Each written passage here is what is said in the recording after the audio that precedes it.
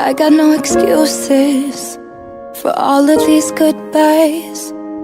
Call me when it's over, 'cause I'm dying inside. Hi guys, hi Barney. Oh, hi. Wow, cool Angela. I didn't know you could play the trumpet. That's the problem, I can't. I just started taking lessons and I'm not doing very well. It's a very, very serious thing to want to take your own life, to consider taking your own life and taking your own life. I think there are some people who might say, well, if this is what's happening to your daughter, then why in the world would you put her in Hollywood and put her under more pressure? I don't know why I do it every time. It's only when I'm lonely.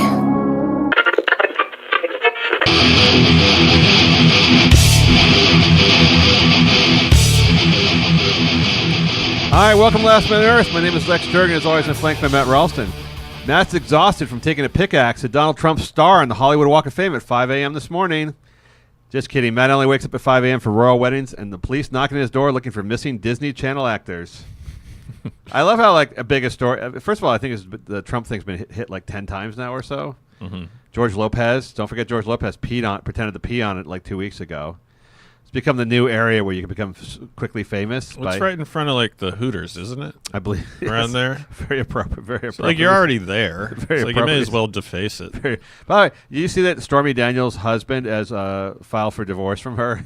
Mm-hmm. I was like, I was wondering what was the straw that broke the camel's back for that guy? like after all the shit they went through, this is the same guy like she beat up and because he folded the laundry wrong. I'm sure he assaulted her many times as well. I assumed it was a money grab, honestly. The divorce? Yeah. Now that she doesn't have the big cash though yet because the book deal. The only thing I can understand about the lawsuit is that she cannot publish a book about sleeping with Donald Trump because the NDA is still in effect. So the whole point of the lawsuit, other than publicity for herself and more stripper dollars, is that she could actually write a book like That Time I Fucked Trump, basically. Right. And she couldn't get sued, and she wouldn't get sued. Otherwise, no publisher will take it on. And I assume she'll get $1 million for that or some. But as time goes on, I think the value of that book goes down and down because everyone they don't care anymore. It's been going on for 8 months now. Yeah, I mean, what school I'm asking rhetorically, what school does her daughter go to and she shows up to like the parent-teacher conferences? I'm just picturing the other parents like, what the fuck? Like, now we got to change schools again, you know? I mean, just imagine. Actually, in L.A., I think she'd do pretty well. I think she'd be pretty popular. Really? The parents are very avant-garde, especially anti-Trump stuff, but also they like to pretend that they're very progressive. So they would at least, well, let's say to her face, they'd be very polite, extremely polite. Behind her back, of course, they talk about her a lot. That's just women. What's progressive about like taking advantage of someone and looking freakish? I despise Trump, but you're not automatically progressive just because you're like filing frivolous lawsuits. No. Oh, by the way, the new thing I always say Trump's greatest superpower is the fact that his opponents are so retarded. I mean, so the big thing they had on CNN was CNN leaked the tape of him telling his lawyer to pay the Playboy, Karen McDougal, I met her, super hot playmate that they had sex with, to pay her in cash. And Trump said, no, pay her by check or something. They had an argument over this. And like, this is the big scandal. Like, I don't know. He was married. He slept with the Playboy model. He's giving her a check to go away. That's like the only cool thing I can think about Trump. Yeah. It's the fact that he bangs playmates and they just wrote him checks to shut up. And the media, too, has this fallacy going that people buy into, which is like, this is just the first of 9 more tapes. And you're like, okay, so I know you didn't release the most boring one first. Yes. So it's obviously going to get more innocuous from this point going forth.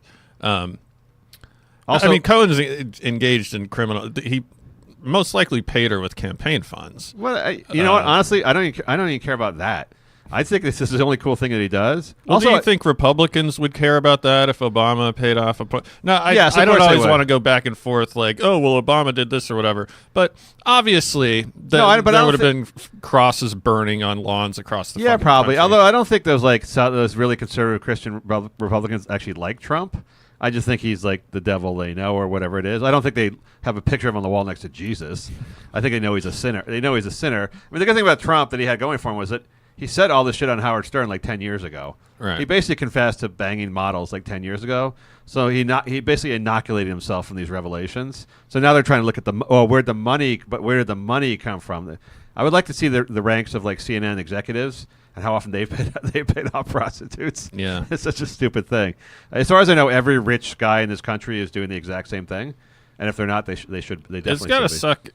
Well, I don't like Melania whatsoever, but it's got to be kind of weird for her. Yes. Just turning on the TV and now which explains the body double.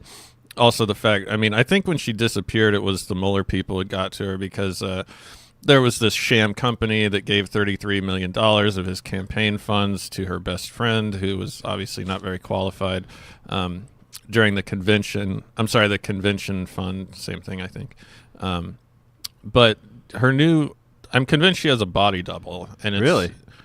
Oh, yeah. You didn't see it? Do you think Trump's banging the body double? I would imagine so. That's pretty awesome, actually. she's the funny thing is so they asked her about like the latest on the tapes or whatever, then the new Playboy tapes, whatever. Which is I feel bad for her at that point.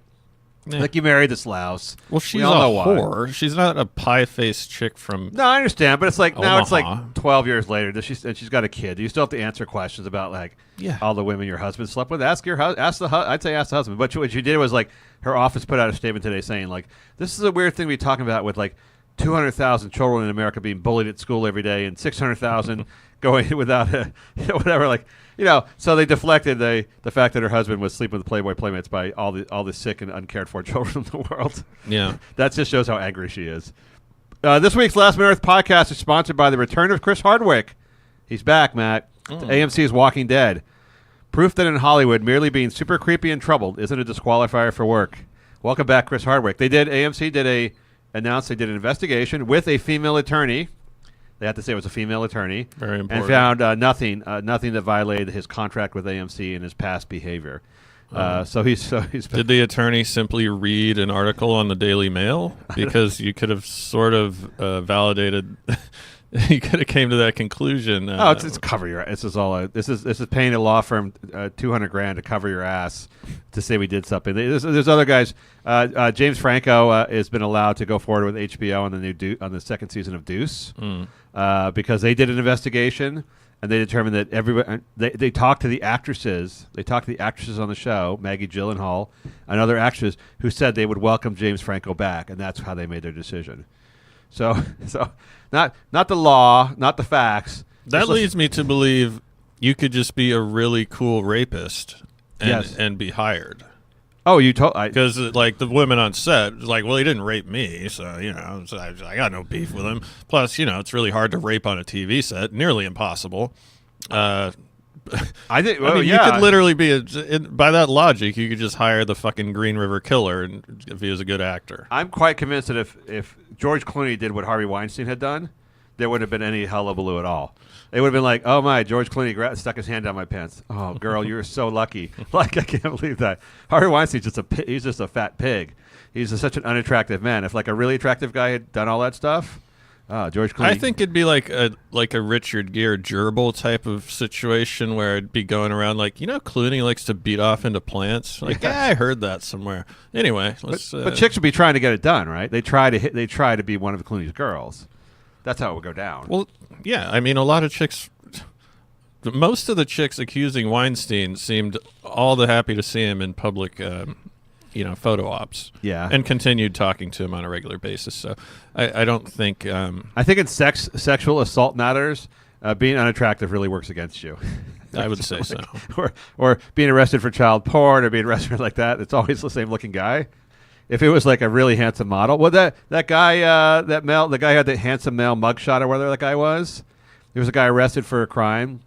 Jeremy Meeks? Yes, and he was a handsome mugshot guy. Yeah. And he just married the girl from the Topshop heiress in England, and now he's like a big celebrity because he was such a handsome guy who got arrested for some kind of crime. So being attractive, male or female, does help you a lot in this world. There's no doubt about it. I'm telling you from personal experience, man. Don't forget to be on the patron of the show on patreon.com/lastmanearth. Thanks to all the new patrons. Picked up some more patrons this week. Get this shit now before it disappears. I love the patronage system. I don't find it patronizing at all. I like the fact that people give you will pay for content. Like 1/1000 of 1% of the internet is willing to pay for content, while the rest demand everything for free without ads and easy reading or viewability for themselves. Yeah, it seems like a good system. If you want to contact the show, hit us up on Twitter at Last Minute Podcast or on Facebook, also Last Minute Podcast. All right, on to the show. Matt, I know you love Broadway musicals. It's one of your things. Don't you have? I imagine if I go to your place, there's like photos, like framed photos of Broadway playbills. There's nothing that really makes me viscerally more angry than hearing a show tune. Yes. And like, I don't get it. It's fine. Like, if you want to watch it, just know that you're supporting subpar art. I mean, when people are talking, so they're doing a boring scene, and then one guy jumps up and starts singing. Yes. I'm like, fuck, this is worse than porn. It is really horrible. I always felt like in real life, if that happened, I'd just start punching people. Like, if your friends or people in the record store started singing about the records, I would just punch them in the face. That would be my immediate reaction, because it'd be so annoying. It would be so super annoying. I would become violent. I don't even get what it's to convey, and the cadence and rhythm of the songs are all so migraine inducing. Like, I guess a bit like a talented rock band such as Pearl Jam or Creedence could have a stage show where they go, so what was that thing you were thinking about the war? Well, let me tell you, Eddie. And then, they start the song. Yes. So that would be unnecessary, but at least the song would then be good. I watched but that doesn't exist. Team America the other day when they changed Rent to AIDS. They just changed it to play AIDS. AIDS. Everyone's got AIDS. AIDS. AIDS. AIDS. I haven't seen it. And it's just so stupid. They were just mocking how really Rent is just basically a musical where everyone just yells out the word AIDS over and over again. So it's like, everybody has AIDS. My grandma's got AIDS. He's got AIDS. You've got AIDS. And so the premise of Rent is that everyone has to pay rent? Is that what I'm? The premise of Rent? No, it's about the AIDS crisis in New York and how everyone's dying from AIDS. Sorry, Matt. I just thought not a good date play, but that's why it was so. That's why. So they're singing happy songs, and then obviously they have a sad song as well. They're AIDS. all sad. They're all melancholy songs, I believe. It is about all their friends dying from AIDS. I believe Rent is metaphorical, like the price you pay for having unprotected butt sex. Yes, which is kind of like renting an apartment. I don't understand it. Okay. I don't really understand shows about New York. So I don't get like youth culture, like young independent livers in New York City. I don't understand them. I don't understand them at all. There's something glorious. People always have the glorious story about moving to New York with no money, and they always look back on those years fondly. It just looks fucking horrible. It looks absolutely horrible. I moved to LA with no money, and I don't look back on it fondly. Yeah, but at least in LA you can go outside. Like, you could go to the beach, you could go like places. In New York, you're just like, you're broke, and it's cold, and it's just like, it's crowded, and it's dirty, and you're in a shitty apartment, and you're with your friends being all miserable about how you're not making it. I don't know. That's how it is in the movies. So anyhow, Matt, this new play called Straight White Men. It's called Straight White Men, and it's a story of a family who are at odds with the behavior of one of their own. One of them is no longer acting like the straight white man they think he should be. Just like watching white men grapple with their own privilege is like really compelling. This was an amazing chance to really look at the concept of white privilege and what it means. Actors in the play say they hope the discussion on white privilege continues long after the play has ended.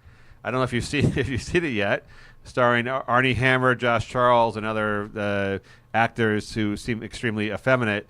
Here's how Entertainment Weekly breathlessly described the play. Oh, God. The play examines toxic masculinity and white male privilege while making you disappointed that modern men still haven't harnessed their strength in a positive movement the way women have with feminism.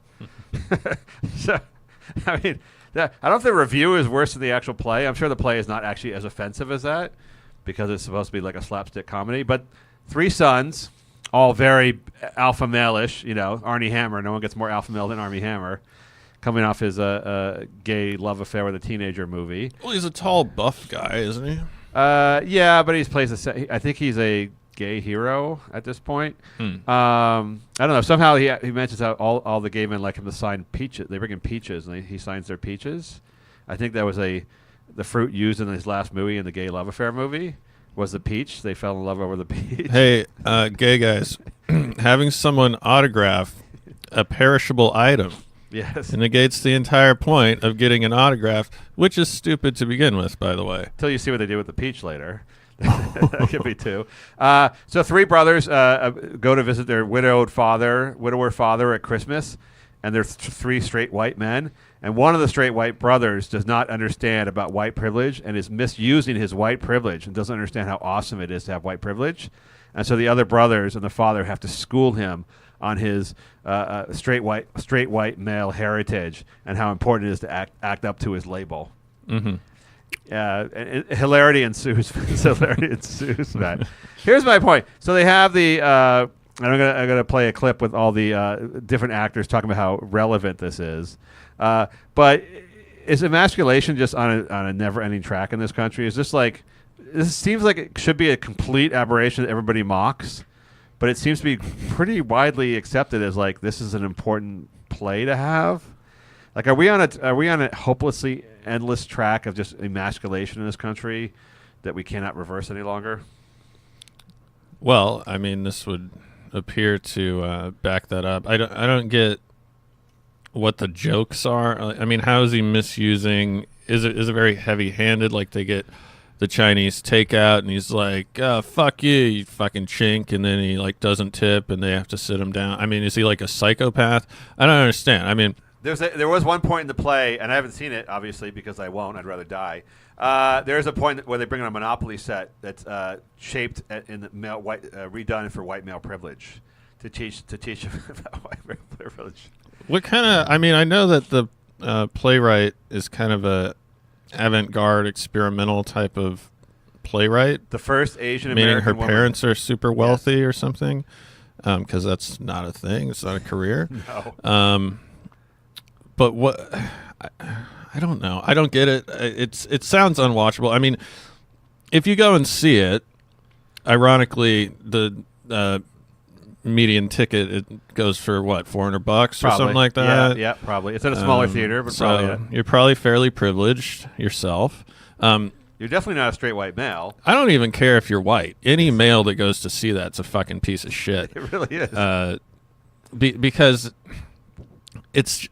You're just creating a scenario that doesn't really exist. Now, obviously, no one.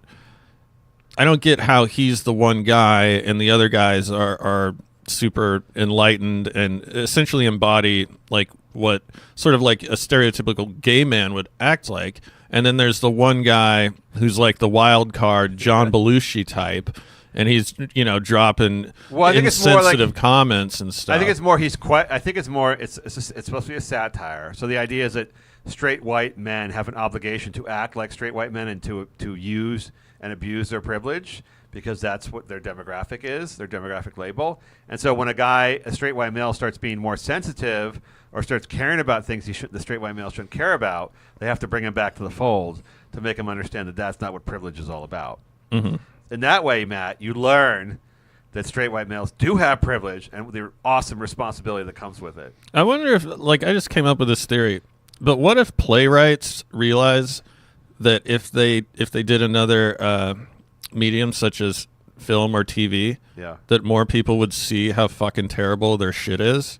And so by doing theater, they're sort of insulating themselves from... I mean, you're going to get the incredibly minstrel act of the gay guy who reviewed it for Entertainment Weekly, saying catty things and saying straight... well, white men should go see it, but they won't. It's like, well, how many of them live in New York, you fucking... douchebag. So you want me to take a flight? Do you want to pay for it? Do you want? Would that cure society's ills at that point? It's one of those bubble. This is one of those bubble plays. But I think the bubble's expand. I just wonder if the bubble's expanding or not. I wonder if this like the bubble in which this is like people give this a standing ovation is like expanding, or is it still just like New York and L.A. rich, museum culture people who like feel so fucking guilty about being rich and white that they see this play and go, now we're doing something. I don't know. I feel like those people will just see anything that they're sort of told to. If that dude that congratulations, you're gay. If that guy who wrote that review told them to go see a play about dogs fucking, they'd pretend that was the coolest thing ever. Yeah, probably. I'm really sticking by my theory that theater people get into theater because you have to see it in person. And if it was on film, I think it would be widely lampooned. Yeah, probably. But here's the thing that got me worse about emasculation. I was watching that horrible shooting at Trader Joe's in Silver Lake the other day. And you were there? No, I wasn't there. I was watching the TV coverage of it, and they interviewed a lot of people that came out of the Trader Joe's store and all the people that were like doing the prayer vigil and stuff afterwards. And like almost every single guy had a man bun. And was like, it was, how people don't know Silver Lake. It's a very hipster area, extremely hipster area. But like, I wonder if that is if that like beta male thing is expanding or not. Like, is it really just, I don't travel a lot. Is it really just LA and New York? Or is it like actually, is there anywhere between the coasts where that like people would like want to see straight white male or be into beta male stuff or be like trashing white straight guys for I being think it's so expanding in like the young demographics. So I mean, I think it is expanding because those guys don't know anything and they think this is how you get laid, which is to sort of flagellate yourself. We all know that's not true. It doesn't work. No, it doesn't work at all, and it will never work. But the way you get laid is to have your own opinions and obviously and to be a good guy, but be kind of masculine. Yeah, you don't have to succumb to, you don't have to submit to other people. That's widely seen as not sexy whatsoever. I don't know, but the man bun guys, I'm sure there were a lot of Mexican dudes in there, and they were like, "Hey, do you want to stick around?" And like, no, we have to go back to work. But the guy with his dog in the man bun is like, "Sure, yeah, can I put this on my reel?" Like, fuck you. I've just the whole premise of Last Man on Earth is that the male of the alpha males are receding in this nation. And you're right. I think it is college campuses across the country where toxic masculinity is just accepted as a thing. We're just like men who are like aggressive, like to play sports, like to bang heads, like to drink beer and like to like watch sports is somehow now a dangerous demographic. People have committed no crimes whatsoever, but just that whole testosterone thing is a danger to society. Although it's never been shown to be that in any sort of scientific study ever. I mean, I've seen it happening for a while, and there's probably always been the type of woman and the guy. I mean, like I would talk shit about frat guys. I still do about bro culture and whatnot.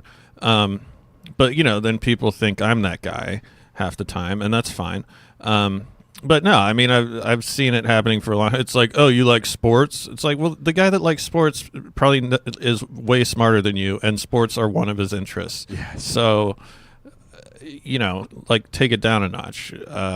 But I've seen that stereotyping going on for a while. I don't think it's a particularly new thing. Really? Well, they have plays about it.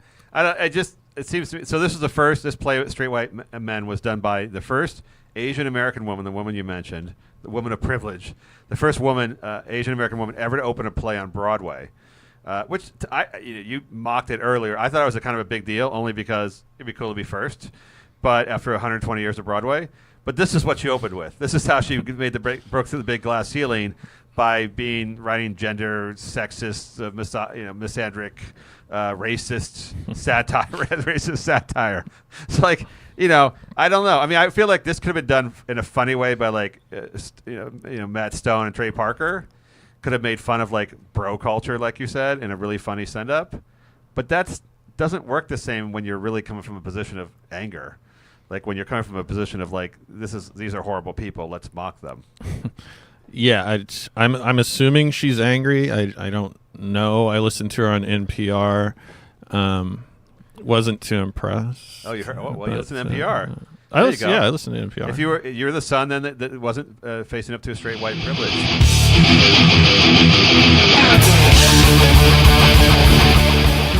Matt, let me ask you. You're a big Demi Lovato fan, I know. Do you know who Demi Lovato is, by the way? Yeah, she has a couple of hits. She's a Britney Spears type of pop star. Sort of. She actually has. I'll say that she has a legitimate voice. She is a little thick. She's been a little thick through the years. She started at 6 years old on Barney. I think she did commercials before that. She and Selena Gomez were both Barney children on the show Barney the Dinosaur. Her mother, who was a very troubled, anorexic, mental health disordered woman, put her into TV and commercials at age 5 or 6. And by 7, Demi Lovato had her first eating disorder. And by 11, she was refusing food at 7 because she wanted to be more slender for TV. And by 11, she was cutting herself. And her mother said, they interviewed her mother, because her mother has a book out now about raising kids in the entertainment industry. By 11, she was cutting herself, and her mom's excuse. Her mom, by the way, is still anorexic. I saw her on Michael Strahan interviewing her recently for her book. She's still exaggeratedly anorexic. So she's talking about conquering her issues, but she weighs maybe 60 pounds. By 11, her daughter, Demi Lovato, was cutting herself with scissors, and her mom said she didn't do much about it because she thought it was just a phase. I don't think a 7-year-old is refusing food. I think they're not being provided food, and potentially, the kid should have been taken away from this woman. Well, her mom had a horrible eating disorder, was bulimic, and so she was telling her daughter to stop eating because she was going to be on she wanted to be a TV star at 7 after being on Barney. So she basically convinced her not to eat. Well, there's a difference between you developing an eating disorder and having one forced onto you. I think those are two different things. Yeah, I think it's odd when you're being treated for an eating disorder at 7, and then when you're taking the scissors to your arm at 11. There's certain little signs here that things might not be as copacetic as they seem. Yeah, I like the fact that her mom said that the cutting yourself with scissors is like a phase. Like that's like getting earrings or being into like professional wrestling or like, like I don't know. If you're 11-year-olds like making themselves bleed, that seems like more than a phase. That's just like one of those things you need to get in the middle of. Then she got into drugs and alcohol as she got older. She has been 6 years sober, so she says, and then she's relapsed recently. She wrote a song about relapsing, which actually was pretty interesting, I thought. I was in contact with her people once, her representatives, because she had this thing where she started a rehab clinic. Yes, I remember this. And it was about how she was giving back. She wanted to give back. But the clinic was for profit. Yes. So I don't understand how making a profit. I mean, I suppose you can make a profit and give back, but that's not the way that she phrased it. So I was like, is any of this money going to charity, or where is the money going? And how are you breaking down the costs of this? And they wrote back and said, thanks for writing. We're not going to answer any of your questions. And that was the end of it. That's the response to all your interrogatives, I believe, Matt, when you send letters off. Well, yeah. I mean, if you can't answer the question, if someone's just proving how they're right and you're wrong, yes. I mean, why would you really engage? The only thing I would say about Demi Lovato, in the sense that she is like Britney Spears, is I don't think she has any idea what's going on with her businesses. There's people, there are handlers who are doing all that. I don't think she's up at night like going like, how are we going to screw the Narcotics Anonymous people? Like she's well, first of all, it's your responsibility to at least familiarize yourself. Yeah, but she was what, 18 or 19 years old. She's only 25 now, I think. I don't know how long ago it was. I agree with you. There's a lot of shit that goes on. I think these girls are just pawns. These girls are just pawns in what's going on. They're just simply not smart enough, and they're all mentally ill, and they're all fucking drug addicted. I don't think it's like asking Amy Winehouse to account for her time. Well, no, I mean, you got to be honest with yourself. If you look in the mirror and you go, okay, I'm not very bright. I don't know if that's the deal with Demi Lovato, but if you go, I can't, form a sentence, do a basic math problem, solve a basic, logic issue. I can't do anything. You don't get to have opinions. You don't get to be arrogant either, because I feel like we all know that the dumbest people are the most confident, without fail, because only a dumb person could be super confident when they're, like they had diarrhea yesterday or something. I just don't get. I just don't buy the fact that you should be able to have opinions when you appear to be like in the lower tier. Yeah, I mean, she does only speak about addiction, basically, which she seems to be an expert on. I can speak about addiction. And I have somewhat of an addictive personality. I have no self-control, but I can tell you about addiction. Don't start taking pills or smoking crack. Start there, and don't Well, smoke Matt, you're cigarettes either. a very cold-hearted person. I think, yes, I agree with you. Although I think when you start at 9, it's like I blame, like, if Drew Barrymore's having cocktails at 8 with at her family, I blame her a little less for becoming an alcoholic. Like if the people around you are pushing drugs on you, like as a preteen, I give you a little benefit of the doubt. Only because like it's just impossible to not absorb it's like a kid growing up in South LA who's going to be a gang member just because that's where he grows up. That same kid who grew up in a white in an upscale suburban neighborhood would probably be like a completely great kid with a perfect honor roll record, but he grows up in a different area and you get pushed into like bad shit based on where you are. I agree, but I'm just saying, like, you got to look at the situation honestly. It's like you could do a couple things here and there, or you could. Abstinence doesn't really work. No. And I don't think it really works with drugs either, because these people all end up overdosing anyway. So, it's like if you're on a diet, and you could be on a all you can eat is broccoli and boiled chicken, and that would work for 2 months, and then you'd fucking eat a bag of jelly beans. Yes. Whereas if you by the way, that's how Weight Watchers make so much money. I don't know if you know that. Because people do it, they lose weight, and they gain the weight back, and they go back on the Weight Watchers again. So it works for 3 months. They lose the weight, and then 6 months later, they're back on Weight Watchers again. That's what was interesting about Anthony Bourdain, because the whole addiction industry, which is a huge industry, by the way, was like, wait, you can't drink because you were a heroin addict. And he's like, well, watch me, How did that work out for Anthony? Well, he made it to 60-something. That's true. He had a good time until he got the bathrobe belt going out. So Demi Lovato yesterday overdosed. TMZ broke this. TMZ, of course, breaks the story because I don't know if like people around like and the gurney like in the ambulance is called TMZ. I don't know how the money transaction works because I believe like the EMTs now or the cops just call TMZ when they respond to a call, and I assume they're getting compensated in some manner because they're not getting famous. They can't use their names. It's all anonymous. So I assume TMZ is giving them like Starbucks cards or something. They're not, without pictures, they're not giving a lot of money. I thought they gave them like a few $100 or something. If they sell pictures, they sell they make a lot of money. So like that picture of, did you see Jimmy Garoppolo with the porn star? Yeah, good call on that one, guy. Yes. Hey, let me find the most unattractive porn star in the Bay Area. That was odd. Anyway, yeah, I did. Although I do like the fact that people are picking on for being the one guy who's nice to porn stars. Who takes a porn star to dinner? I don't understand that part. I mean, if you can make fun of Trump all you want, at least he knows how to handle the porn. You know what to do with porn stars. You fuck them and you pay them and you hope they go. You hope they go away and no one finds out about it. So TMZ got the call that she overdosed on heroin. They put out a big article, a big headline: Demi Lovato overdosed on heroin, rushed to the hospital. And then a few hours later, they got an update saying that it wasn't heroin. It was some other opioid, but it wasn't heroin. So they put out a second huge headline saying, correction, it was not heroin. It was something else. We have that. But as time went by on social media over the hours of yesterday, the one that was said she was overdosed on heroin tracked much better than the one that had the accurate information. So TMZ kept reposting the story about her overdosing from heroin, just because it was tracking better than the actual factual story.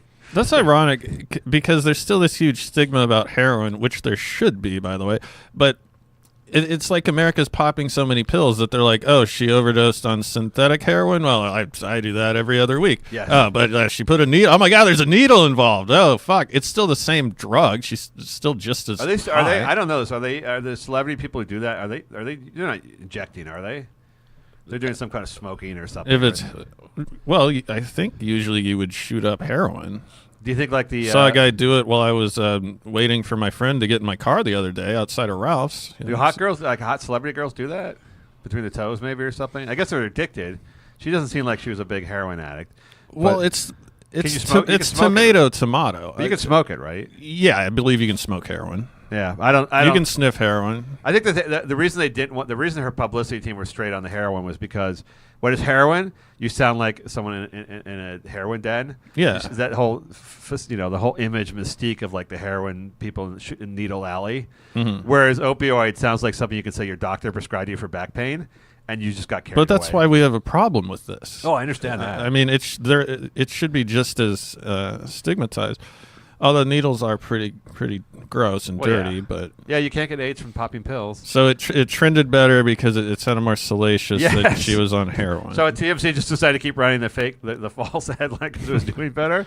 But here's the real point of the story that I want to get to. So there's just not I can't think of a single child actor, entertainer, a famous one, not the lesser ones, who has reached the age of, like, say, 25 without either massive, like, mental health issues, drug addiction issues, criminal issues, or just dead, or basically just dead.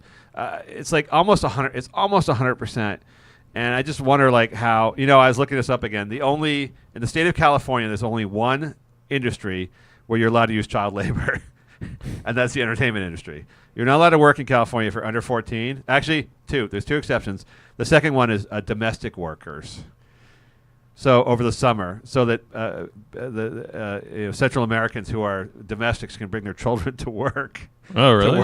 To work over the summer. What's a domestic worker? A maid, housekeeper, gardener, that kind of thing.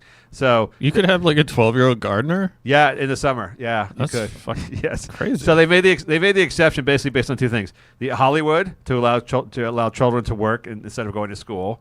And for people who are rich to have younger Mexicans taking care of their plants in their house. So the labor laws work. But I mean, honestly, like, and I'm assuming the 12-year-old Central American kids who work with their parents in gardening end up much better than the Demi Lovatos who are on Barney and stuff at 6 or 7. It's not even close. No, they end up much better. One learns a hard, valuable work ethic, and the other is just basically molested constantly by different people in different ways. How can they keep letting parents? I know other parents are doing it. How can they keep letting parents put kids into this thing? And like, there's, I always say there's not going to be any Me Too movement for kids in Hollywood. Like, the kids are routinely raped, they're molested, they're abused, their money is stolen, they work long hours, they're told they have to support their entire family when they're 11 years old, or their family's going to starve. Have you been to like Toluca Lake or Valley Village, or all those places like where the casting? Oh yeah, the one Toluca Lake. There's a couple cafes there. Yes, and it's always the moms with the kids, and like tarting up the little kids and like putting lipstick on the 9-year-old and like sort of like. Yeah, it's always disturbing. More so disturbing when it's the dad. Yes. Just because some women are crazy. They might conceivably think that they're doing something good for the kid. The dad is just like, you're a huge creep and you failed as a parent. Totally failed. You should. I don't even know why you're showing your face. I'd be wearing a disguise if I brought my kid into an audition. The last time I was at one of those cafes, I literally saw a girl. She was maybe 9 or 10, all decked out in the makeup and all the other stuff, screaming at her father for not getting her good casting, like screaming at her, and he's apologizing to her. It was like a scene out of a movie almost, where she's just lambasting her father for not hooking her up with the good casting stuff. Like, she's maybe not, you're like 4 feet tall, just screaming at her father. So the kids are horrible, but how can we allow parents to put their kids into basically it's like sex slavery, essentially. Like, if a parent told me they were putting their kid in sex slavery, I'd be like, oh, that's horrible. And they go, oh, I'm actually going to have them be auditioned for. So I'm like, oh, that's worse. Like, you're going to leave them with an acting coach, in the little acting camps all day long, where, let's say, 80% of them are pedophiles. Who gets as a profession? What kind of adult male gets to do a profession where you work with young children alone all day long? I don't know. The first agent I had was an idiot, and her kids were child actors. And, she wanted me to do like Nickelodeon type stuff. And this woman, so I go, look, I need a gig. Like, I need a job. I need some money coming in. She's like, well, write these letters to the, the studios and to set saying you'll babysit kids on set. It's a really easy job. And I'm like, okay, yeah, I can do that. Who would possibly hire a guy for that? The answer is no one. But I didn't realize how retarded this woman was until much later on. But yeah, I don't know. But we need obviously people value entertainment, and like Stand By Me was a good movie, and people we probably need kids to be in movies occasionally, because we don't want an 18-year-old playing a 5-year-old. That would ruin it. That's like theater shit, that sucks. But is there a way to do it? We just need more regulations? Well, they have. So I remember this Eliza Dushku story. So she was on the set of. She was 12, I think, on the set of True Lies, the Arnold Schwarzenegger movie with Tom Arnold. She was. She had a guardian, a female adult guardian, had to be with her the entire time she was on set during the production. She was brought up to a hotel room by one of the stunt guys and sexually assaulted. And the guardian's like, I told someone this was going on and no one cared. And so what could I do? Like that was like, well, that's not really the guardian position as we know it.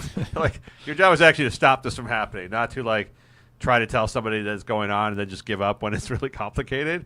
But granted, what she ran up against was a whole bunch of people telling her not to fuck up the production. This is a $100 million production and not to make waves. I get that part. But you need a real cop or someone. You need someone who's actually like looking out for the kid. Yeah. Who's actually protecting the kids like in a very serious, well-paid manner. And that everyone needs to know that this shit is like, they're going to get in trouble if the stuntman rapes the kids on set again. Yeah, I think so. And there should be, that's a good idea. Because what's his name? The director from Powder, who Rose McGowan, starred in one of his movies. He raped a kid on set and filmed it. Still gets work in Hollywood. Corey Haim was raped on set in the movie with Charlie Sheen. So it appears that people only care about their own minuscule problems as opposed to actual tragedy. Yes. So like Weinstein grabbed your ass while a kid was getting raped, and we nuked a wedding overseas.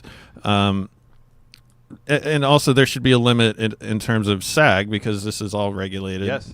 Of how many times you can audition per week as a kid. You should go on 1 or 2 auditions per week. You shouldn't be doing it 2 or 3 times a day, because that means how could you possibly learn to read?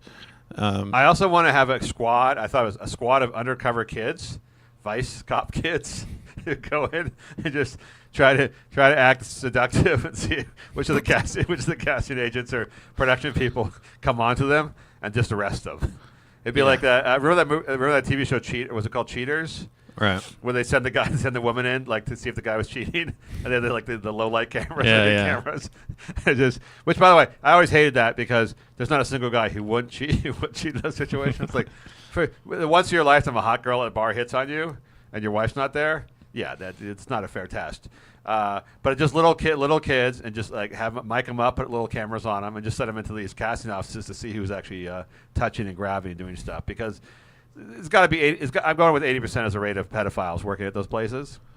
Yeah, and those places shouldn't have closed doors. No, and they shouldn't be a one-on-one. They're essentially, there should be a cop or whatever that is stationed there and accompanies the kid back and forth. I mean, it should be taken pretty seriously. I could get into my weed dispensary without going past 3 cops. Like what was I going to do to get a vaping pen? By the way, I feel very feminine using that. Have you been to a dispensary since they regulated weed in California? It's like a Target. It's like going to like a stationery store. Yeah, it's like an Apple store, except you only have to wait 30 seconds. Yes. You get surrounded by employees when you walk in there. It's like going to Nordstrom's in the shoe department. It's very efficient. I'll say it that way. It's very efficient. All I can tell is what happened is it looks cool. It's like it got gentrified. It looks a little nicer, and they just charge $20 more for everything they used to. Yeah, well, I don't buy pot ever, but I'd rather pay an extra 20% than go sit on some guy's fucking cat piss couch and buy pot. Like I really would. I'll pay the taxes. You're slowly becoming a Republican, Matt. No, Republicans are against regulation. You're right, though. But I think once they legalize weed, as we talked about before, I think it just became way less cool, because now you're like it's like going to an Apple store. It's just like I feel so stupid when I'm in an Apple store. I feel like I use a computer every day, but I don't belong here.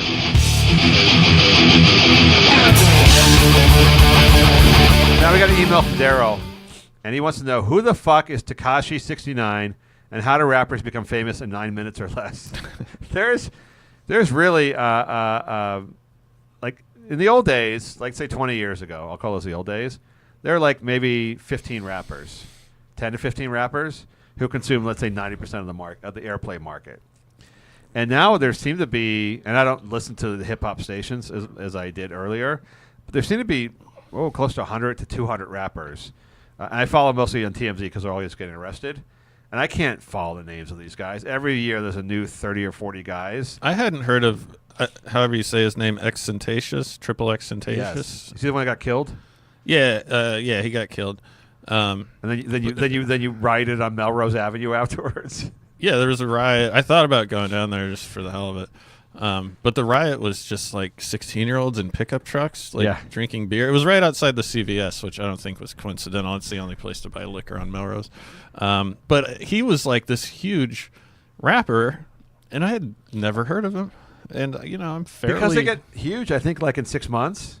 I guess it's all airplay, right? And if they get huge in 6 months, and then they're either dead or gone like 6 months later, and there's somebody else. Yeah. And then they have to start studying they have beefs with each other. Like, it's the first time I remember they were like rapper beefs where I didn't know anyone on either side.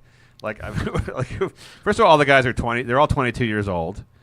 They all have lots of tattoos and they have lots of swagger. I've never heard of any of these guys or any of their music. There's not a single bit of crossover music in any of them, so they're not getting they're not getting crossover. It's not like the old days where the rappers were getting crossover on popular music. Right. And it's hardcore. So I have a little Tekashi 69. You ready to listen to this?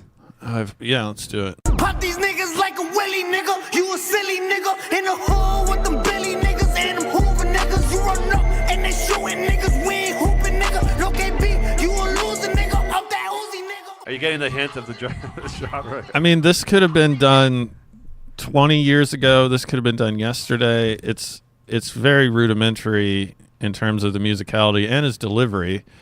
He says the word nigger a lot. Lyrically, there's nothing there.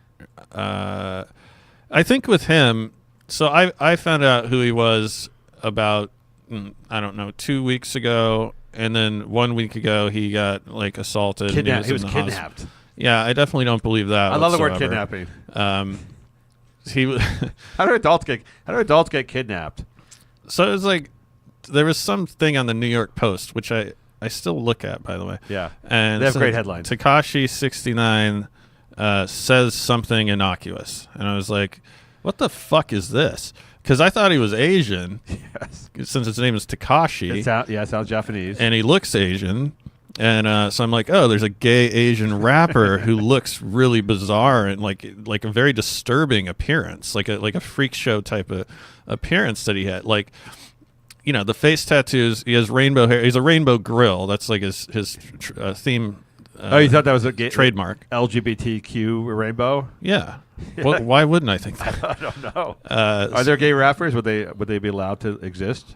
I think Frank Ocean's a gay rapper, but he kind of is the only one, I think. And the rappers have been counseled, like in their contract, not to call him a faggot, I believe. He's not hanging on the stoop, though, in the Bronx with his boys. Seriously doubt it. So I was like, okay, well, Tekashi 69. I looked at it, heard him talk. It was weird. And I was like, fuck this guy. I'll never hear from him again. But the Tekashi 69 is apparently pretty media savvy. Yes. Because then only a mere week later, after getting his first headline, he was kidnapped and beaten up, and translation, he pissed someone off. They kicked his ass, and he's he staged the entire thing, which is also possible, highly possible. I mean, I'm not saying you and I. We both know that pop stars don't have a lot of musical talent, but they have songs that are very written by Dr. Luke that are very catchy and very radio friendly.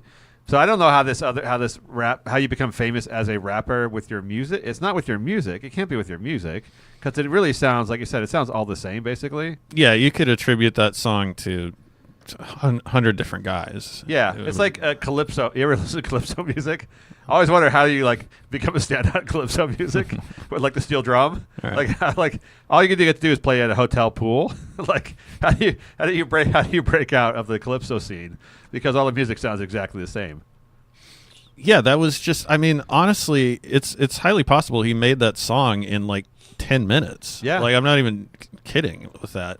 It's just like the music's not it. Obviously, rap has always been more about image and sort of cult of personality than other music. Like all music is based on image to some degree. Like punk rock, they didn't know how to play, but I don't know. Some of the Sex Pistols songs are pretty catchy, but I think this is like we've taken it to the extreme of like we just have the image and no music. Like, for all we know, that could just be someone else's song that was laying around. Probably. Like, is he going to perform it even then? What, he says nigger over and over? Like, well, he's clearly not singing, right? He's just saying lines into the computer, and it's spitting out the track. Right. I mean, it's all synthesized, so it's not like he's actually got a microphone and he's singing. He's actually just saying various lines. He's almost reading lines into the computer, and then it's spitting out a song on the other end. it makes me think with a lot of these guys, and I think he's a SoundCloud guy, or maybe that was Extentatious. But assuming they have like a record deal, Yeah. I think they're just kind of young guys that are getting fucked by a record guy. Probably. So what do they get? They get like $50,000 or something as an advance, and then they just like buy guns and just Well, think about it. If you're the record guy, you're like, at this point the music doesn't matter. No. So like Whitney Houston, I don't know what she did or didn't do, but she's someone that could get a record deal based simply on singing. Right. And he'd be like, here. And he'd be like, okay, well, we're business people. It'd be smart to provide her a recording contract and promote it. Studio production. What do you time. walk into the office and you're like, yeah, nigga? It's like, yes, you've got it. Yeah. Like, no, I honestly think, just like you said in the entertainment thing, these guys are young-ish guys. Some of them are 17. Who knows how long they've been in the scene. I'm looking at Usher and R. Kelly as well on this one. But I really think they might just be little sex fuck boys. They're just twinks that they turn into fuck boys. It's quite possible. There've been a lot of articles recently exposing what goes on in the record business with the rap music, where they're just spreading a lot of money around to a lot of like young black men, basically, Right. to see who will pop, because it's such a cheap investment for them for A&R. To give a guy like $10,000 and to sign him to a contract is like such a small investment for them. Yeah. Because if any of them hit, they're going to make millions and millions of dollars. So they just go to these communities, basically, or go to these guys with the mixtapes on SoundCloud and stuff like that have a few videos on YouTube and just give them like $10,000 to sign up for shit. And then next thing you know, these guys are in gun battles with somebody else. Yeah, and they're doing it. I would assume. I'm sure they do it partly on like SoundCloud subscribers, but at a certain point, there's male models. Yes, albeit like ugly, weird-looking ones with fucked up teeth and face tattoos. But it's probably just like, okay, that guy looks threatening to, Donald Trump Jr. So why don't we just give him some cash and see? One of them's gonna hit. It's like craps, But is it still like the white suburban kids who are listening to that stuff, or is it actually like who would go to Tekashi 69 concert? I would be scared. I would just be scared to go. I don't know what the numbers are. I mean, because it used to be like the hip hop came up, the rap music was largely like when Snoop came up, it was largely funded by like white suburban kids who wanted to be really cool, and so they bought all the records, went to all the concerts, all that stuff. It used to be if you went to like a Tupac or a Snoop concert, it was like 80% white people there, white kids there. I don't know if this stuff is like so hardcore that they don't like it's just too much for them. If it really is just playing to like a urban crowd, or if it's actually still something kids in Calabasas are rocking really hard out the windows. I don't know. I would imagine. I'm trying to think like who's like a really talented rapper who's young, like Kendrick Lamar. I don't think Kendrick Lamar would be into this type of shit. So I don't, meaning I think his shows probably trend a little more black. Obviously, I'm sure everyone's welcome, but I don't think those type of like real rap fans, black guys that like rap, are going to see the guy with the rainbow grill. I would assume it's more white hipsters. Yeah, I guess trying to get their street cred or something like that. I don't know. It's a bizarre thing. I don't understand it at any level, other than the fact that the guy puts himself on TMZ every single day by doing something stupid, which I guess the record company just loves, because if he dies, they don't really care. In fact, they own his music and it becomes more valuable. It's actually like a good thing. I mean, if he dies, the guy who died, his music sales went through the roof. Whatever the hell his name was. So for like 3 months, they got to sell a shitload of records for this guy. They pay these guys basically nothing. These guys all act like they have a lot of money, but they're all broke as far as I can tell. They're just not getting paid a lot of money. Because even successful people in the music industry don't get paid a lot of money for this stuff because they're getting ripped off in their first several albums. Yeah. You got to get like 10 years into it before you start collecting money, because the record company's just keeping and they're I don't know if it's strategic or if they just found something that works, but some guy with a face tattoo is going to die. Yes. And there'll be another guy a week later, and we totally forget about the guy with the ice cream cone, and now it's the guy with the fucking Chinese lettering on his face, and we're like, oh, that guy also looks like shit. Like, once you've committed to putting the giant 69 in your face tattoo, you're just you're a lifer. There's not a lot of other jobs. I give him credit for that. There's not other avenues of industry you could pursue with that. So once you've gone with the giant face tattoos, especially the 69 on your face, it's like those guys who get the Nazi tattoos on their face. Right. You're really limiting the areas of a professional practice for yourself. But do you think he is enterprising enough? Because he did fuck with his appearance enough that, with the rainbow hair and rainbow grill, et cetera, that do you think that was calculated, like, to get the 69? Like, or is he just a really dumb guy that was like, it would look cool is the 69 because I like 69ing? I think the latter. I think the latter. I don't think there's any. I can't think of any legitimately smart record guy who would say this is a good idea. I think you're just completely exploiting these people. And this is like bum fights, basically. Yes. Remember bum fights? Yes. It was on World. What was it on? World Star Hip Hop. World Star. Yeah. So they, give bums a 40 ounce and have them fight. Yeah. It's kind of the same thing. Yeah, or the backyard fights or anything like that, or backyard wrestling. Yeah. I love backyard wrestling, by the way. Only like 27 kids died doing it. It was like 80 kids participated and 27 died, and the other 44 are in wheelchairs today. But it was fun watching. Even though you knew these kids were badly injuring themselves for life. Oh, yeah. Most of them were become paralyzed by the time they were 15. It was still fun to watch. We all knew a couple of kids that would do shit like that. And, yeah, I would watch. Yeah. I'd be like, I don't think I'd be pressuring them into it, but I'd be like, if you're going to do a flip off of that roof, yeah, sure. Yeah. I'm here. Yeah. My father always tells a story about how when they were kids, one of the guys put on a cape to be Superman and jumped off the roof. and he's like, these are all smart guys. They're like, yeah, dude, that's totally gonna work. And he fell off, broke both his arm and his shoulder and something else. Like everyone just watch. And when you're a kid, everything just seems amazing. So who cares? There's the dumb ones among. I feel that way when like the wildebeest go to as a pack to the river with the crocodiles in it, and they all wait for like the first few. They have to go get the water first, and the crocodiles eat. And then when the crocodiles are full, they go, okay, now we'll go get our water. Like let Larry go first. He's a dumbass. It's just that's the nature of Darwinism. Yeah.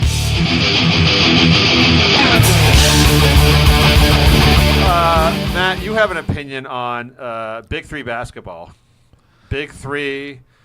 You and my son are the only two people I know who watch Big Three basketball. I don't really watch it. It just was on at the gym a few times. Yes. I caught a few minutes of it. I'll say this. They were smart enough at Big Three. So this is Ice Cube's basketball league, a 3-on-3 league of retired NBA basketball players. It's not a bad idea, right? I mean, the essence of it, I thought, was a good idea, which is that the NBA has so many like lame things about it that if you could like create a league that was just like shooting and just like fun, yeah, without fucking 19 timeouts in the last 2 minutes of the games and all the other bullshit and the bad referee calls and all that stuff, yeah, that people would watch it. But I don't feel like they put a lot of heart into it. But you have some good ideas on how to fix Big Three. Yeah, I think it should be. Okay, so some minor things. They need to eliminate coaches because you can't coach 3-on-3 basketball, which I think would also lead to more arguments amongst the players, which I think would be very entertaining. Yeah, of course. They need to get rid of the dad like names which the players came up with for the teams that they think sound cool, such as Ghost Ballers, because that doesn't sound cool at all. So they need to just change that to something. But the main thing I think is I like the 4-point spot. Love it. I think that's a great development. But when I'm watching Big Three on TV, and I like seeing the old players too. I like seeing the Corey Maggettys and the Baron Davises. They're legitimate players. Yeah, the Mike Bibby's just, I haven't seen that guy in a while. Like, I remember when that guy played that team in the playoffs or whatever. Like, it's a cool thing if you're a basketball fan. But when I'm watching half-court baskesketball and the guy takes it out. Clears the ball. Yes. I'm like, okay. Like, I may as well be sitting in the YMCA right now. Because that's just... Like, after age 12, I think that stopped or so. Yeah, half court. Intrinsically, I mean, well, you could play it like to kind of work out or whatever. Yeah, old guys play. But it's it would be like I don't know. It'd be like watching baseball and the guy having a t-ball bat, like a t-ball thing or something. I'd totally watch that. Yeah, that'd be great. But no, I mean, there's something about it. Like I think basketball is, and they're going to have 3-on-3 in the Olympics, by the way. But I just think basketball really? is full court. Yeah, they are. It's going to be a bunch of Korean guys. It is. Real basketball is notoriously the most aerobically difficult sport there is. Yeah. Because if you're playing 40 minutes, like LeBron James, what LeBron James does, especially at like his weight, to go up and down the court for like 42 minutes at full speed, like he does, he hustles every play, is ridiculous. I mean, the amount of aerobic power you need to do that. It's insane. Yeah. Even if you're in like okay shape. Like I can run. I'm not in great shape, but I'm not in bad shape. If I haven't played basketball in a couple months, I will be winded within the first 8 seconds of the game. Yes. I'll just be totally fucked. Unless I'm playing against, 45-year-old guys. But so they already have the they're basically playing on a half court as far as I can tell. Just half of a basketball court. So just put a hoop at the other end. Yes. And play half court, because the whole thing is the running is that they can't do. So there's no fast breaks. No. But this way you could just get a rebound and essentially shoot it from under your own hoop. Well, I like that idea. At the other end of the court. So it would be NBA Jam. It's 3-on-3. NBA Jam is the best video game of all time. I stopped playing video games a long time ago because, I'm an adult man. But it was the most fun game because it was all threes and dunks. So it'd be the old guys shooting threes from like half court, which would be a normal three distance-wise. And then you just get a couple guys that can catch alley-oops, like crazy, freak show jumping guys. And that would be a much better product than what we have now. And it'd be pretty easy to do. All you need to do is repaint the floor and put in an extra hoop. I mean, that I think would have a chance to eclipse the NBA in terms of excited. Well, the talent wouldn't. The talent wouldn't, yeah. Well, they'll never match the NBA money. I've had this. I think those are great ideas. I like the idea of Big Three, and I thought I've always thought, because everyone people love the NBA, they love the NFL, they like baseball, whatever. How is it that there's never been a second league in the same sport? I've always wondered that. Like, the NBA makes God knows how many gobs of billions of dollars every year. But why can't there be a second basketball league that's ever thrived, or the NFL, or second football league? They all fail. Or baseball league. There's some smaller minor league games. And I mean, I guess you could say it's college. Yeah, but I mean, why is there not a second basketball league? I mean, there were two eventually. There were the ABA and the NBA. The NBA bought up the ABA. But why would there not be two separate leagues? It's such a huge business. Why is there only one league? It never made sense to me that a second league couldn't compete with the NBA. Yeah. Because there's so much money. I guess TV contracts. There's so much money to be made, and there's so many ways you could improve NBA basketball, like by not having 11 timeouts in the last 2 minutes of the game. Yeah, less games. For sure. Less games, more probably different substitution rules. Have guys, do 4-point shots, which is great. Have more fighting, perhaps more altercations. Yeah. Have more find guys with more personality. Have guys who can be player coaches, all that kind of stuff that people would love. I don't know why there's not a competitor to the NBA. Just like the NBA makes $20 billion a year, and then this Big Three makes $11. Well, what sport has two leagues? I mean, I guess football would prove a lot more difficult because there's just, there's how many people are on a football team? 89 or some shit. They've tried. I mean, they tried. McMahon did this XFL thing, and they had the USFL back in the day. They've just never, and USFL got the big players out of college. They've just never been able to compete with the NFL. I guess it's TV, who has the TV contracts. But Fox, remember Fox did before Fox had the NFL, they got that Vince McMahon league or whatever the hell it was. Because they needed, the idea that putting a lot of money in football made sense. I don't know. I think Americans are just I got one league. This is my football league. This is my basketball league. And even though I complain about it, people complain about the NBA like crazy. It's all they do. People love the NBA, but all they do is complain about it. Right. It seems to me this Big Three following your ideas could be huge. Although, dude, I know I would watch it if it was just threes and 4-pointers and dunks. Yes. I would definitely watch that. You know that rule how in football and extra points you're not allowed to step on other people's backs?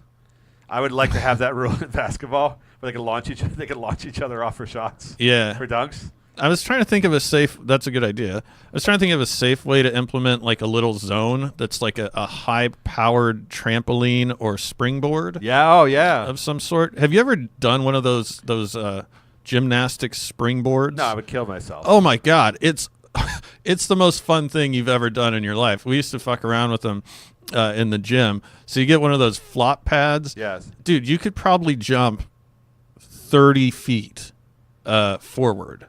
I will say that my favorite thing super about dangerous basketball halftime is, or breaks, the gorilla doing the the gorilla's awesome, doing the flips and putting the ball in the league. It's like the Big Three league doesn't understand that they kind of have this alternative kind of freak show vibe, but they're not embracing it at all. Yeah, the way that in the XFL, I'm not an expert on that whole situation, but I think they made it too corny and people thought it was kind of fake. Yes. And so people want actual competition. I would make it more fight. I think more fights is what people want to see. I mean, not just fights, but I mean more physical ball without the fouls being called. Yeah. So you don't want to see, who wants to see James Harden go to the line like 17 times? That's not interesting. I want to see James Harden. I mean, LeBron's big enough that he can shove guys out of the way. I would allow that. Yeah, I would make it more like football. Like if you're stronger than the guy, you can just shove him out of the way and go to the hoop. It's like minor league hockey, man. Like, yes, going to hockey games is pretty fun in person, but a minor league hockey game, even though the talent is pretty minimal, might be as fun as a pro hockey game because it's guys that are probably drunk on the ice, yes, slamming into each other and fighting. Yes. That's what I want. That's what people love about hockey. The NBA NFL become very sanitized. So I would allow fights, allow offense. No, there's no such thing as an offensive foul. I want that. You can't take charges. Yeah, that's a really good idea. Yeah, I like that rule. You can only take charges, and little guys. It should be based on the size of the player. Because I hate when the little guys take charges from big guys. That should be completely illegal. Like, you should be allowed just to run over little guys if they get in the lane. Yeah. That just sucks. You got to stay in the outside. There's no reason why Steph Curry should be in the lane. He should get hurt. He should really get hurt if he's in the lane. So, guys like LeBron would just dominate, just be strong on everybody else, and they could shove everybody down. Draymond Green could, just fucking kick people in the nuts. I think we got it there.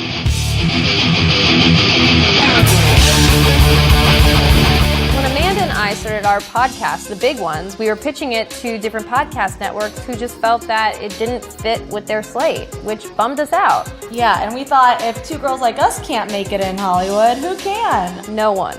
We want to make it clear this is not a podcast network for women. It's a podcast network by women for everyone. But no creeps allowed, and that's a guarantee. So we want to do all sorts of content from hair and makeup shows, to things about culture, politics. I mean, maybe there's a podcast about cars if we can find a woman who wants to host one. Earios? Oh, I'm in. I can't wait for Earios to exist. I am in full support of Earios. I support Earios, and I love it. Go Earios. I love this idea. Give your money and your support to these ladies. Give all your money to the ladies of Earios. Yay, Earios! Give all your money. Give it to Earios. Hi, Matt. I know you love podcasting. And you love do you listen to other podcasts besides Last Man on Earth? Yeah, I listen to True Crime Garage, Joe Rogan, Corolla sometimes. There's some good podcasts out there, in addition to the ones that you named. I listen to Fresh Air with Terry Gross and Rachel Maddow, but see, those are shows already that are just in podcast form. Yeah, I wouldn't have admitted that last one. That's just but what you don't have, Matt, in your podcast networking is an all-female podcast network by women, not necessarily for women, but by women, and no male creeps allowed, Matt. That sounds discriminatory. It sure does. So there's a couple young actresses and a woman, plus a woman who used to work with Jack Black. This is key, as we'll soon discover. She was kind of the gimp they brought in the video. Yes. Like, it's us two And then this other woman who does something unspecified. Yes. It was kind of creepy, wasn't it? Yeah, which, by the way, the other thing she does is she's actually went to school and she knows how to do accounting. So she's actually smart. So in Hollywood circles, like for actresses, like this strange, bizarre, gimpy woman is actually the woman who went to college and understands business. Yeah, that's like that's what we think of as the guy version of like an international assassin. Yes. It's like the chick that can Chick good numbers. Do the QuickBooks. Yes, she's like got some she's like the mystic and the thing. So these two girls who have they've been on a couple Yahoo TV shows. I'm not sure what that means, and have a podcast.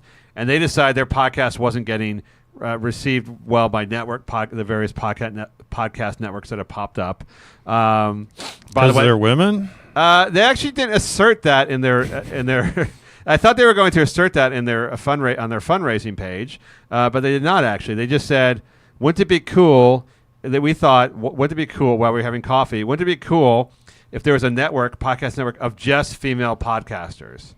Yeah. And I don't know why, because the podcasting landscape, as you know, is really heavily inundated with female podcasters. Yeah. I mean, there's not a dearth of women. This is not like a boxing. No. Probably at least half the people that do podcasts are women, if not more. The lady in the show in the fundraiser video points out that 44% of women of the audience of podcasts is women. That's a revelation. Like, oh, I didn't know women were listening to podcasts. Anytime it's close to half, Yes. I'm like, what's the point of this stat? Like, well, I guess if you would have thought I mean, if someone said 44% of the NFL audience is women, I might be like, well, I didn't know that. 44% of UFC pay-per-views are by women. I would go, that's incredible. But no, podcast 44% seems about right. Yeah, I'd say that. So they're starting this podcast called Erios. I'm sure it has a name that they spent like at least 3 days coming up with. It's supposed to sound like Oreo? I have no idea what it means. But because one of them was friends with Jack Black, they got Jack Black to help support them. And they're trying to raise $25,000 on Kickstarter to start an all-female podcast network. Mind you, they want to let you know it's not just for a female audience, it's for a male audience who would listen to it all female. But men aren't allowed to be. No, men aren't allowed to podcast, and definitely no male creeps allowed. What if Jack Black wanted to be a guest on their podcast? Would they make an exception? Are there allowed to be male guests? Oh, I don't yeah. really understand the format. Yes, because if you donate to Kickstarter, you're allowed to be on the shows. So I guess they have to have, unless they're not taking donations from men, which I believe they are, because Jack Black's probably the only donor so far. Do they have a female engineer? Because of all the podcasts I listen to, there's not a single one of those. No, that's funny. You've mentioned something that doesn't exist.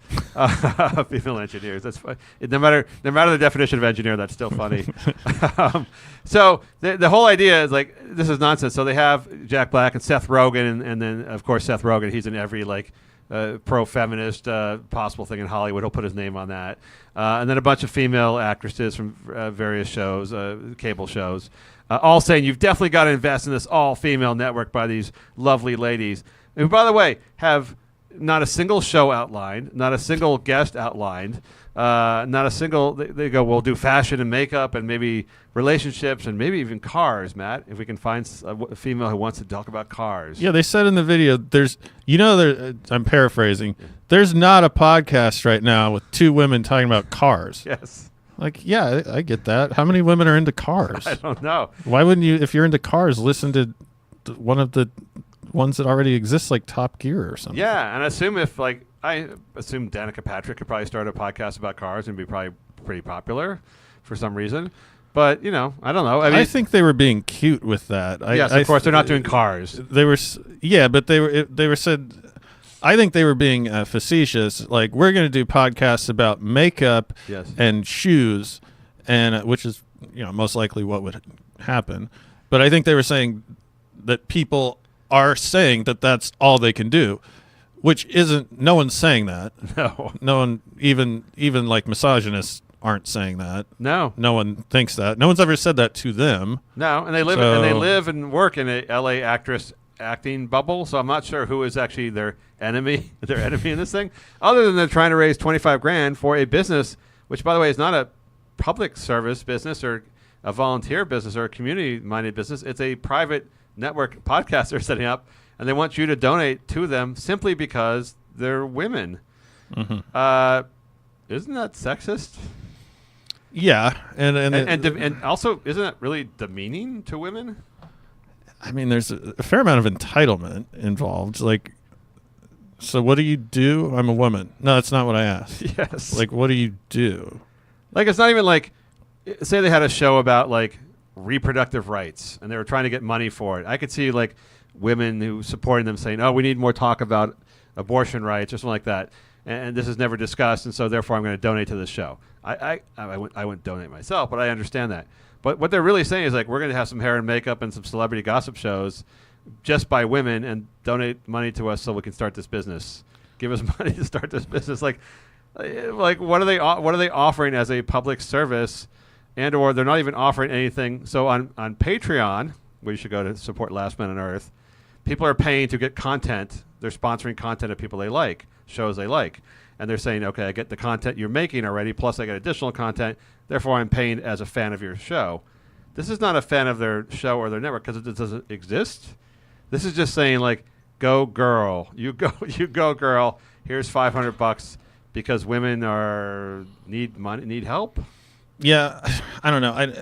I think too what they're getting at is that the podcast world is full of these creepy guys, which is probably, I mean, there is some of that. Like Kurt Metzger comes to mind a little bit.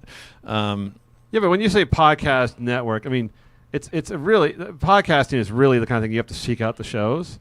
It's not like there's a dominant network in podcasting where like, it's not like 3 channels of TV in the 1960s where you control America through your 3 channels. Yeah, no one thinks of podcasts as a network, and they're also the way their rationale seems to be like a lot of really inappropriate stuff is going on podcasts, but podcasts are not like you go in to the network office and you have a boss and they make you have Dane Cook on your podcast when you don't want to. It's all very autonomous.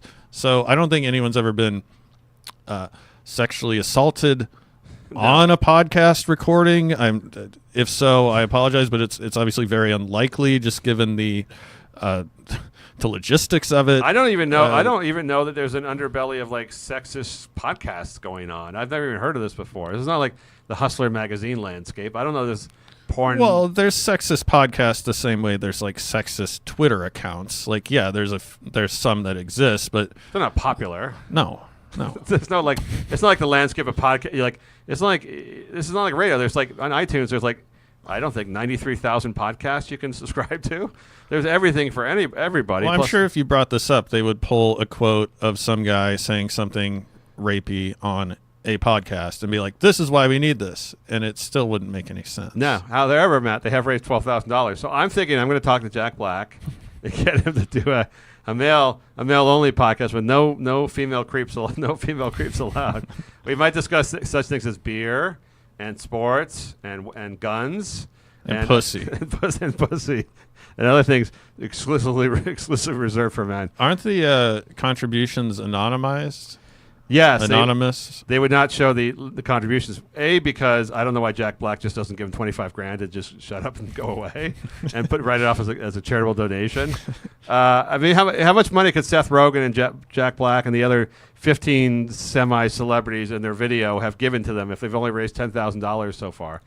Assuming not a single soul, intelligent soul outside of Hollywood has given them any money whatsoever, because it's a Kickstarter campaign. I want it to fail. So Seth Rogen goes like, Jack Black goes like, look, dude, this is a great chance for you to support women in podcasting. All you gotta do is do a little selfie video and maybe donate $100. They're like, okay, dude. Like he probably gets that like 20 times a day for different female progressive causes or whatever it might be. Yeah. There's just no thought that goes into this. Like why? Like it's just female podcast must donate. Must put on resume. Yeah, it has the word female in it. I support women. This is almost like supporting women in modeling and fashion modeling. Like they've really been kept down or something. I want to run an agency for modeling where we really have female models. Yeah, it would be, I guess, kind of like starting a female-only YouTube channel or just a YouTube service, which is like, you know, we need a thing where women can post vlogs without male creeps It's almost like you start trailing off once you explain it. Yes. Like, what the fuck does that even mean? Also, what the hell are you gonna do with $25,000? I don't understand that. I think the entire Last Man on Earth budget for the last 4 years has been $600. Yeah, cumulatively. I don't. What are you gonna do with just my bar tabs? I mean, it's free to put up a podcast. What are you gonna do with $25,000? Here's what I imagine they're gonna do: get a really cute little office, some office space in West Hollywood, and start taking meetings. That's what meetings. I think. That's what I think is so going to happen. Professional. Yes, you're such a professional person when you take meetings. Because really, just renting out the podcast time is so inexpensive. I don't really know what they're really doing $25,000. But taking meetings and having a latte machine, and a female assistant that they can empower, I think is about it. All right, so Erios podcast. Go to Kickstarter and support that if you don't want to give money to Last Man on Earth on Patreon.com. Matt, I see in your future one day you're going to marry a really rich girl. That's what I have down for you as your future job. That'd be cool. Wouldn't it be? You think so, or would it be like a nightmare from it's just a hellish landscape of a life?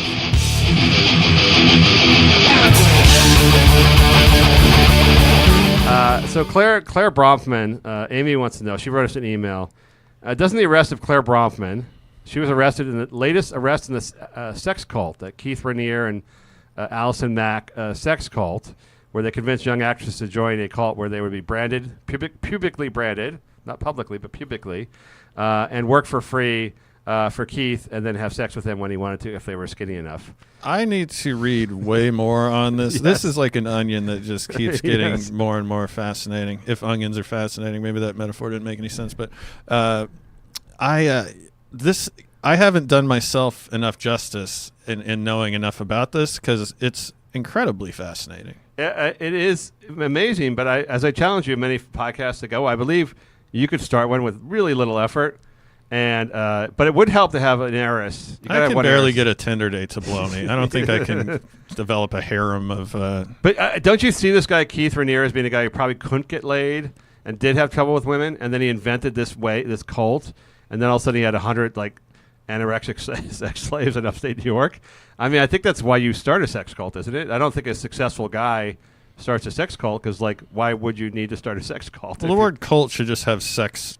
There is no difference between a cult and a sex cult. No. It's all the same thing. But I don't know. I mean, I would think he's a very charming guy. He has weird hair. He charms women. There's something about, and you can never explain. Guys, I don't think will ever understand what it is about these cult guys who charm women. What is about those guys? Because it's not obvious.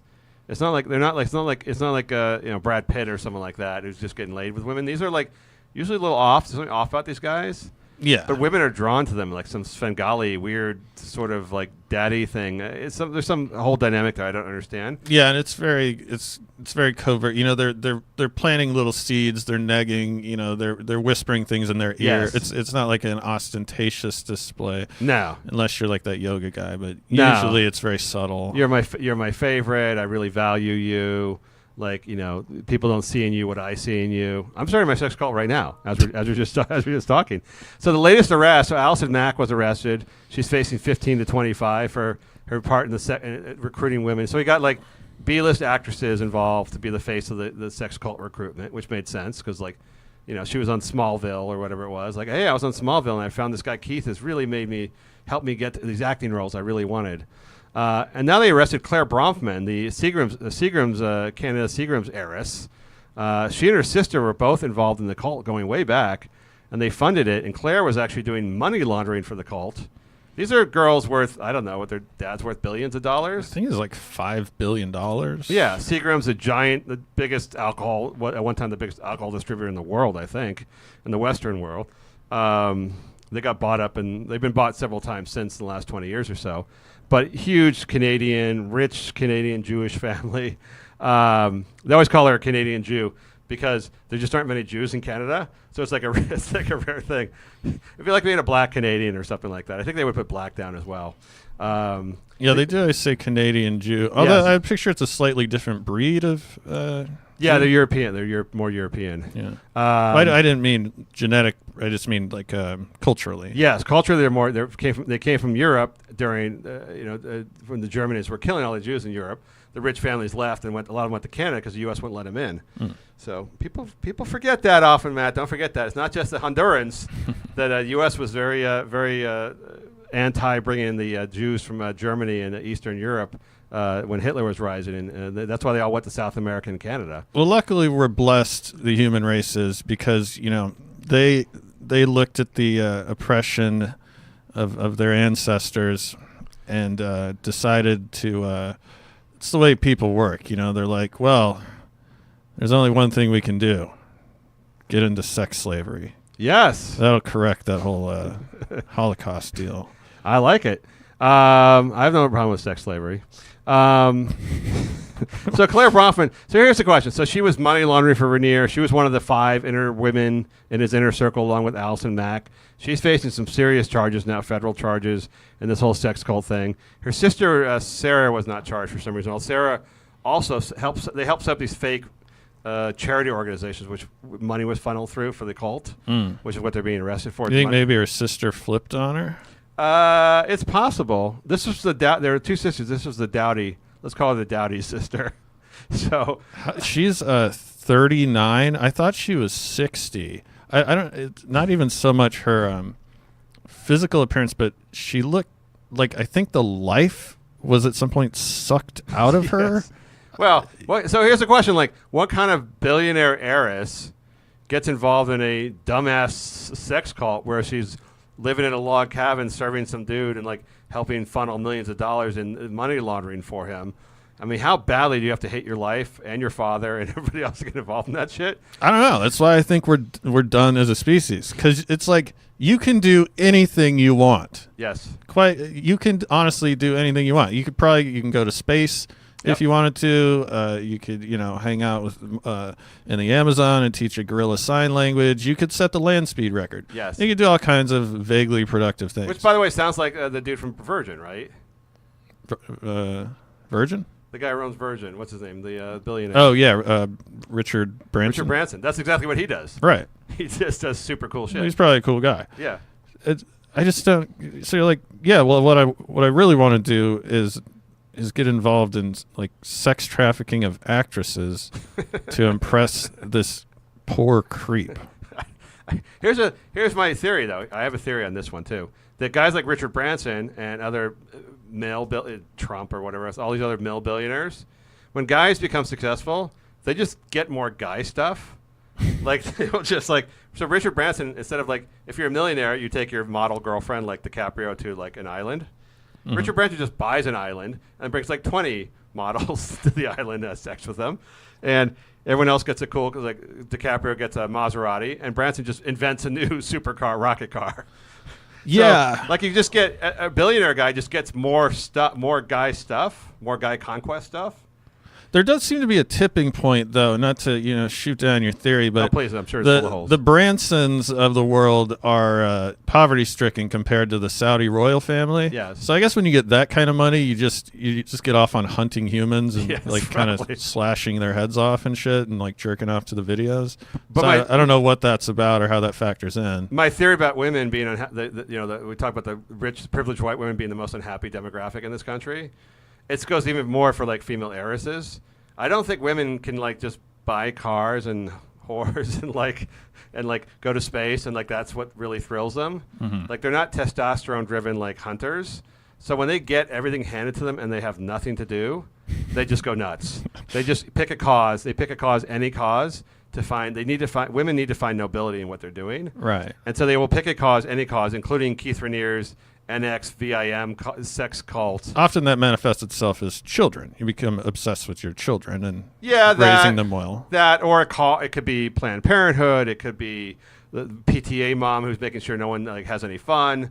It can be whatever. Something involving cats quite often. Something involving cats. A political cause, a social cause, like making sure your neighbors don't play their music too loud. I don't know what it is. It just you have to become part of something bigger than yourself. The homeowners association president. You have to like. Women have a need to like. They just aren't happy when they have everything. Yeah. It's like they've lost their purpose. Whereas a man's purpose is just to achieve and to dominate and to spend and to conquer. Which comes full circle by getting them more women. Yes. In the process. Yes. So it's kind of like once you get that ball rolling, you're pretty golden. That's how Keith Rainier becomes. That's how the sex cult becomes run by a guy, and he has 100 women who are subservient to him, even rich, successful billionaire heiresses who have the whole world in front of them, because he's a guy, and his mentality is like, build cults, have women, brand women with my brand on their pubes, force them not to eat, have sex with them because I love skinny women, make them make shit for me, and then get billionaire heiresses to launder money for me for fake charities. I win. Like, whereas all the other women are like, oh, they're still to this day like, you don't understand. This cult was this organization was so helpful to all the women. We were a sorority of ladies, all helping each other. Like, and Rainier's just got me laughing, going like, oh man, you guys were so fucking easy. Yeah, you got to see through that, even down to the fake like weatherman name. Yes. What's his name? Something Rainier. Keith Rainier. Yes. It sounds very, very Dallas Raines. Although I heard Dallas Raines is that guy's real name. That can't be true. No, that's not even possible.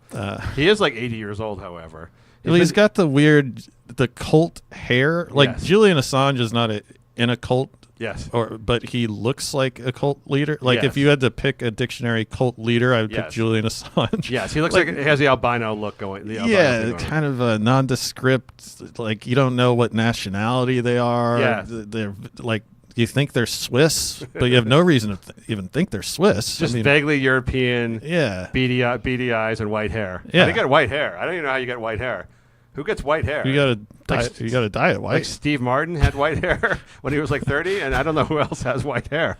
It's just an odd like Bond villain kind of look to like to have going for you. Yeah, or a guy that was struck by lightning. But either way, like it's insinuating they're brilliant, but off, like devious. Like every Bond villain is brilliant, but he's yes. He's bad intentions. He has white hair and he's stroking a cat. Yeah, for some reason.